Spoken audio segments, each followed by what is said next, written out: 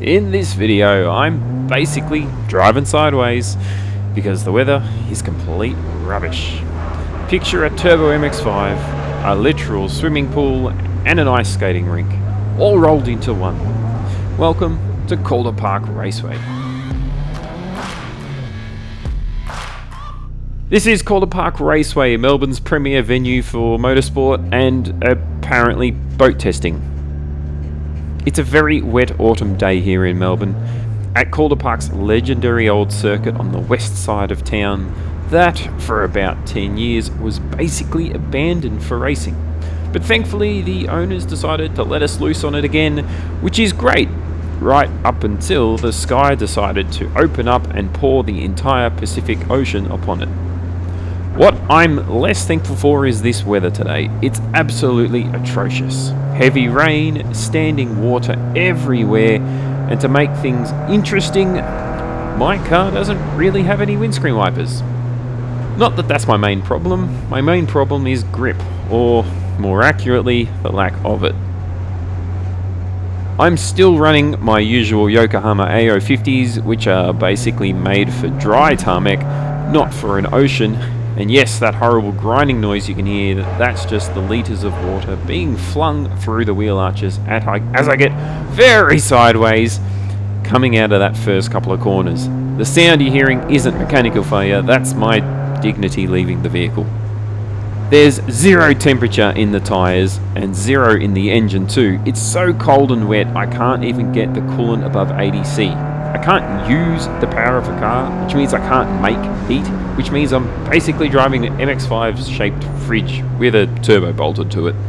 I'm being super ginger on the throttle here as we come out of these first few corners on this outlap. Keep in mind, this is lap 1, session 1, and I've got a stream of MX-5 stacked up behind me wondering why I'm driving like it's a funeral procession. But right now I'm just trying to work out how much grip is out there. Spoiler, there's none.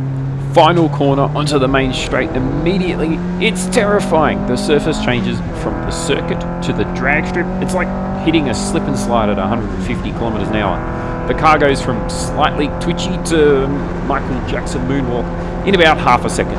I'm aquaplaning everywhere here. I'm barely at full throttle and the car's twitching over every puddle. As we break down into turn 1, it's, let's call it tentative. Normally, this is a big, late-breaking hero moment, but today it's more like, please stop, please stop, please stop. As I get very slidey as we come in and through this swimming pool section, the car sloshes its way around turns 2 and 3, and then over this rise. I try to get some power down, but nope, still some wheel spin there. There's a quick chicane here that's normally kind of flat out in the dry and very fun. But today I'm tiptoeing through it, just trying to keep it pointed in the right direction. The short back straight now, try to get some speed, but nope, still playing with the find the grip. This is like trying to run fast on a wet trampoline. Final complex of corners coming up, right, then left, and then a long right corner onto the main straight. I'm at most maybe 70% throttle, feathering it like I'm cooking the world's most delicate souffle. Top speed here right now, maybe 150 kilometers an hour. Why not faster? Because any moment and I could be aquaplaning off sideways into a concrete wall. And that'd make for a much shorter video. Sure, it might get some views, but for all the wrong reasons. That lap was a 1 minute 33 second. For context, this car should probably do a sub 1 minute lap in the dry, so we're well off the pace. I've basically just driven a lap time that would lose me a go-kart race against my 5-year-old son. Through the swimming pool again, water streaming over the windscreen this time, a big puddle on the inside apex there. We get a little bit sideways over the hill. Then it's careful through the chicane. Normally I'd be charging through here, but today it's all about survival. Back onto the short straight.